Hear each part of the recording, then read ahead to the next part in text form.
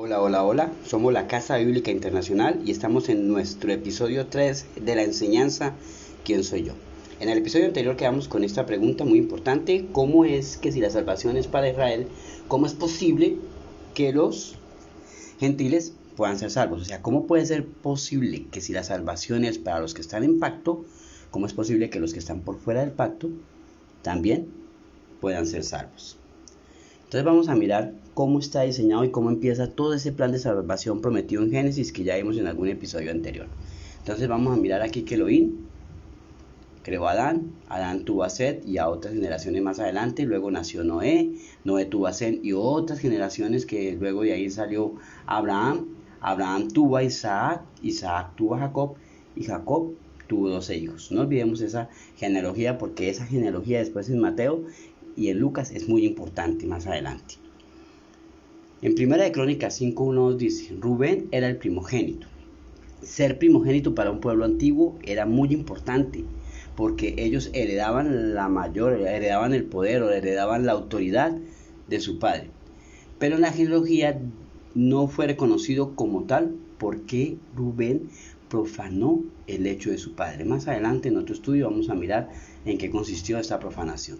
Su derecho de primogenitura pasó a los hijos de José, hijos de Israel. Y aunque es verdad que Judá fue más poderoso que sus hermanos y hasta llegó a ser jefe de ellos, la primogenitura pasó a José. Vamos a ver dónde está eso. Eso está en Génesis 48, verso 5. Ahora bien, los dos hijos que te nacieron aquí en Egipto, antes de que me reuniera contigo, aquí está hablándole Jacob, o ahora que se llama Israel, a José, y les está diciendo: Efraín y Manasés serán tan míos como lo son Rubén y Simeón. Estos eran los hijos de José, Efraín y Manasés. ¿Sí? Génesis 48, 13, 14 dice: Luego tomó a sus dos hijos, a Efraín con la derecha y a Manasés con la izquierda, y se los presentó a su padre. De esta manera Efraín quedó a la izquierda de Israel y Manasés a su derecha. Pero Israel, al extender las manos, las entrecruzó y puso su derecha sobre la cabeza de Efraín, que era el menor, y su izquierda sobre la cabeza de Manasés, que era el mayor. O sea, estaba poniendo su mano derecha sobre el segundo, que era Efraín. Entonces, ¿José qué hizo acá? José les dijo ahí: a José no le agradó ver que su padre pusiera su mano derecha sobre la cabeza de Efraín, así que tomando la mano de su padre la puso en la cabeza de Efraín y a la de Manasés como correspondía, mientras le reclamaba: así no, padre mío, pon tu mano derecha sobre la cabeza de este, que es el primogénito. Pero su padre se resistió y le contestó: ya lo sé, hijo, ya lo sé. También él gestará un pueblo y llegará a ser importante, pero su hermano menor será aún más importante y su descendencia dará origen a muchas naciones.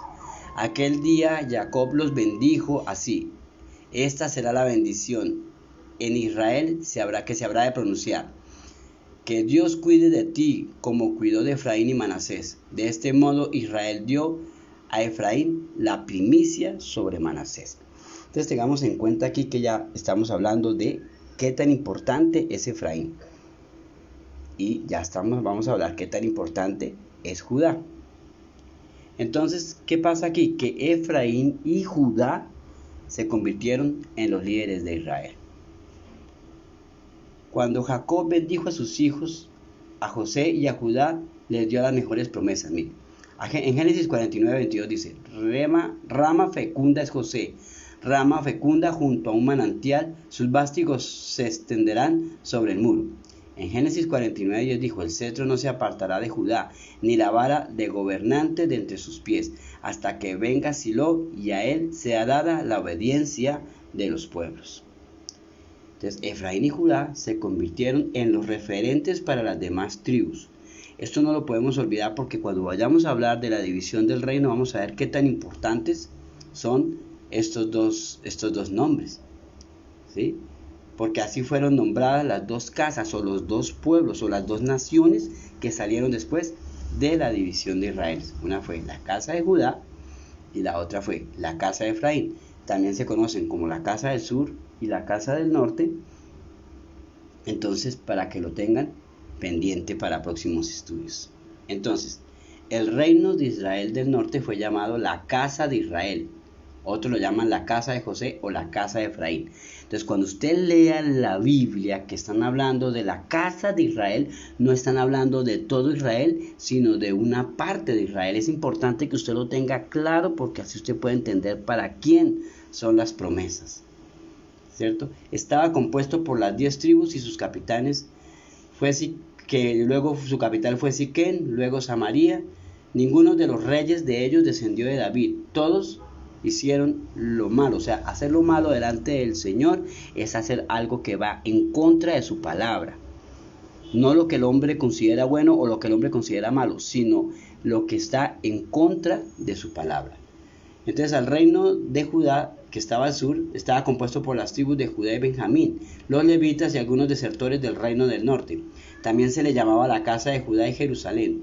Su capital era Jerusalén y sus reyes descendieron de David. Algunos fueron obedientes a Yahweh. Entonces, lo que encontró el Mashiach cuando llegó aquí, cuando se hizo carne y habitó entre nosotros, fue a la casa de Judá. Pero él dice en algún verso, yo vine a las ovejas perdidas de la casa de Israel. Entonces él, siendo de la casa de Judá, venía a las ovejas perdidas de la casa de Israel. Yo sé que usted va entendiendo poco a poco y va abriendo sus ojos espirituales. Entonces, las casas de Efraín y Judá, es importante que usted tenga bien pendiente esta división en dos reinos, porque así usted va a entender las profecías del reino dividido. Lo que significa que podemos aplicar una profecía que es para la casa de Israel y podemos aplicar las profecías que son para la casa de Judá, y no vivimos tomando profecías que son para Judá o profecías que son para la casa de Israel. Entonces, hablar de Israel y hablar de la casa de Israel, por eso era importante cuando explicábamos qué diferencia había entre los judíos y la nación de Israel. Entonces, todo Israel aplica para las 12 tribus, la casa de Israel para las 10 tribus del norte y la casa de Judá para las 2 tribus que estaban en el sur. Somos la Casa Bíblica Internacional. Nos vemos en el próximo episodio de ¿Quién soy?